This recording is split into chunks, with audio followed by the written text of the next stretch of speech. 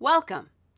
In this session, we'll talk about two specific strategies you can use to build mutually supportive relationships: developing your self-awareness and creating your personal brand.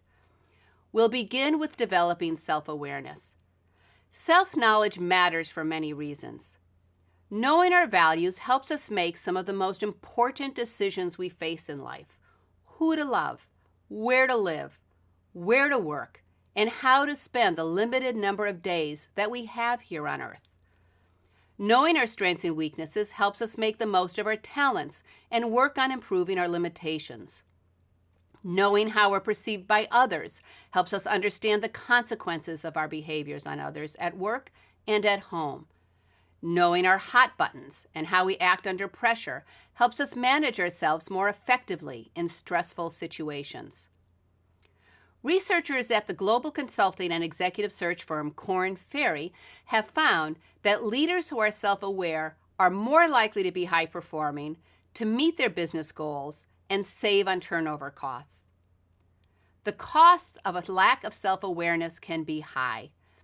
In one study, researchers collected data on the performance of 300 leaders in 58 teams who were participating in a business simulation in an executive program.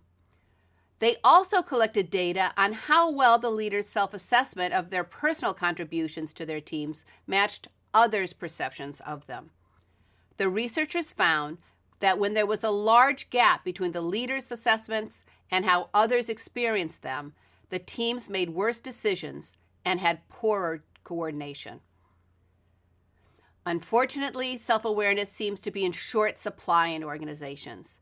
In a study of almost 7,000 professionals in almost 500 publicly traded companies, Korn Ferry researchers David Zess and Dana Landis found that nearly 80% of the professionals had at least one blind spot, which the researchers defined as a skill area that the leader perceives to be a strength, but others perceive as a weakness.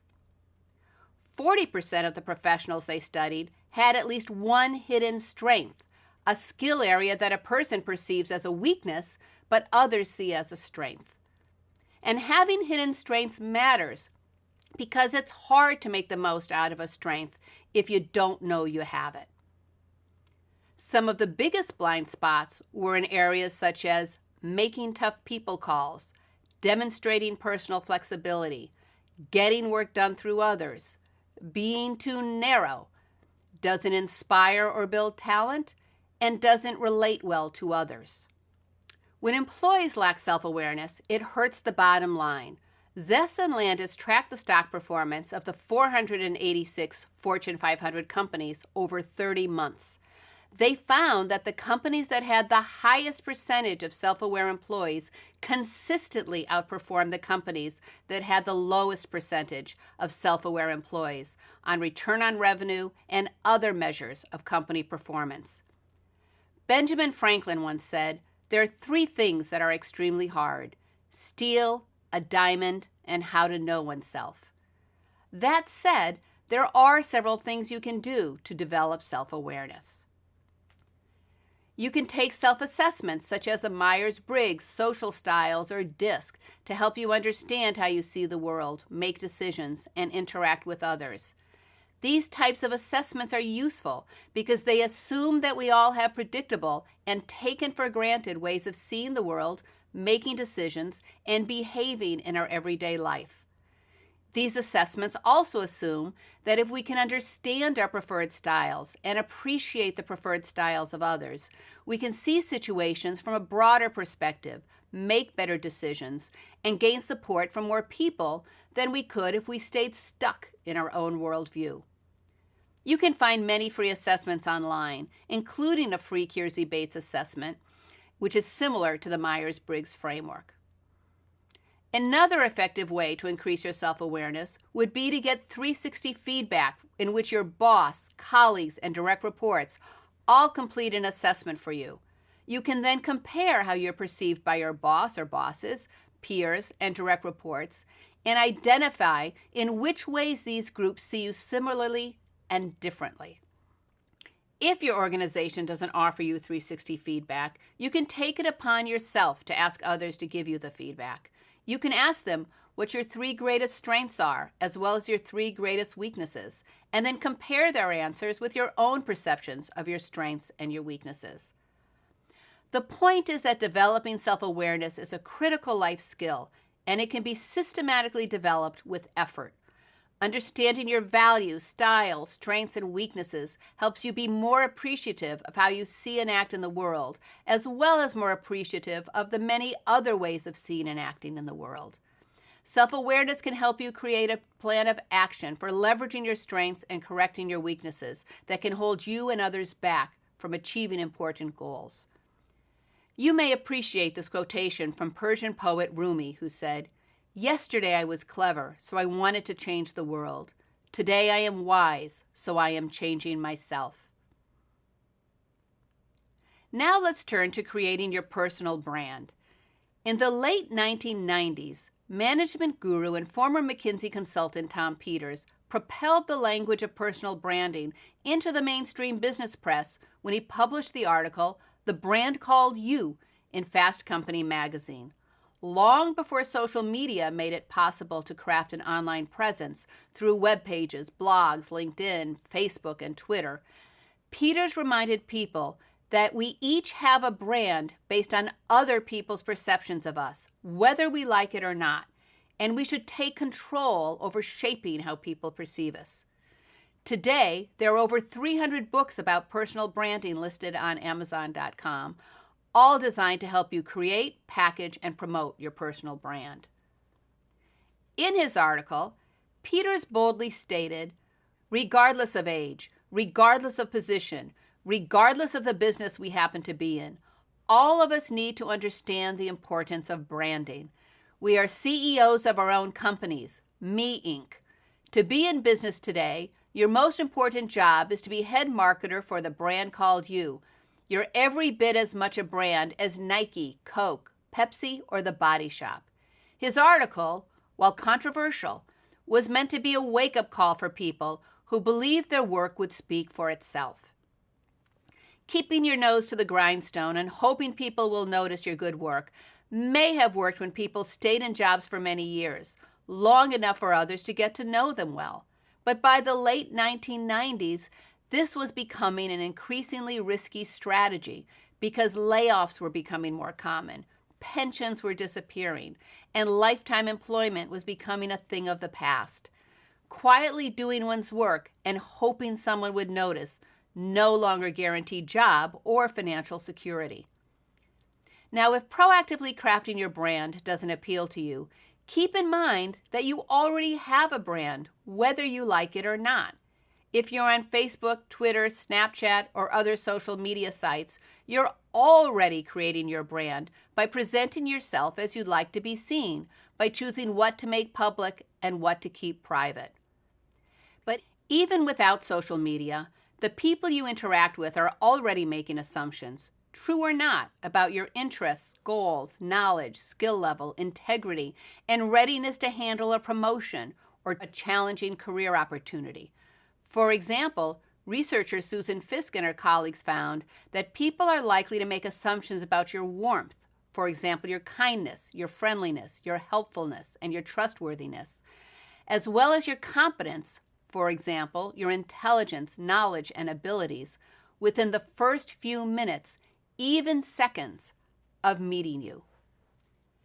Given that people make assumptions about you within seconds, it's worth considering whether you want to leave people's impressions of you to chance or whether you want to take some control over how you're seen. Creating your personal brand is a way of clarifying your values, your aspirations, your character, your expertise, and how you add value.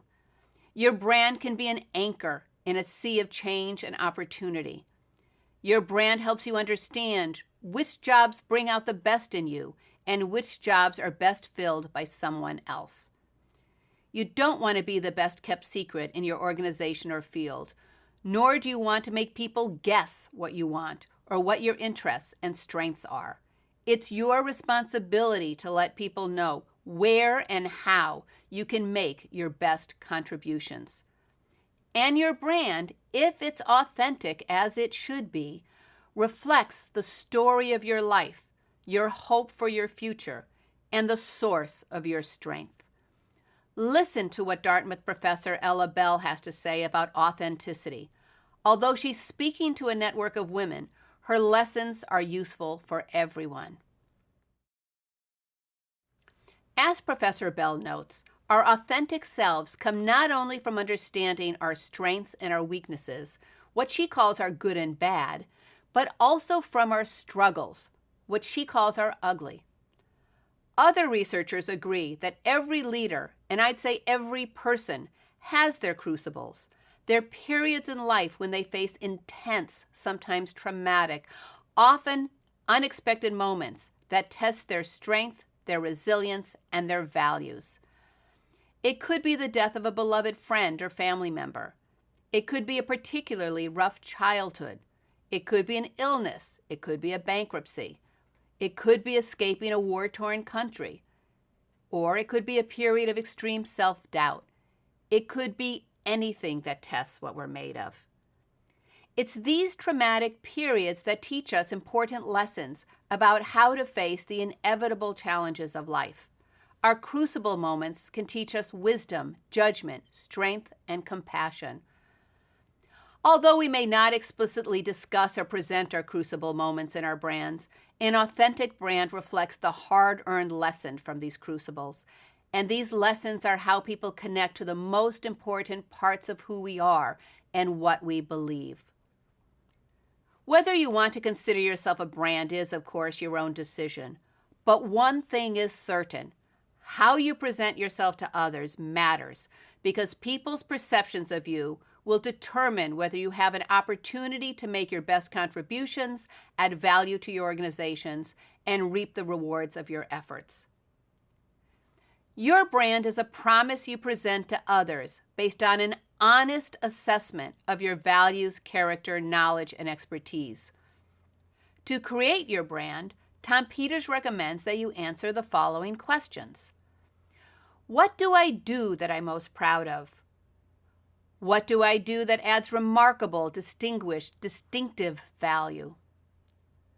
What do my colleagues and customers say is my greatest and clearest strength and most noteworthy personal characteristic? What have I done lately, this week, that added value to the organization? Do people view me as a dependable colleague and team member who is interested in the success of others? Are my skills difficult to copy? Is my work clearly aligned with the organization's goals, strategies, and priorities? And am I doing what it takes to make sure that my brand is not at risk of becoming out of date? Clearly, a thoughtfully crafted brand is not the same as style over substance. If there's a gap between the brand you present and who you are, sooner or later, people will recognize these inconsistencies between what you promise and what you deliver, and your brand will lose its power.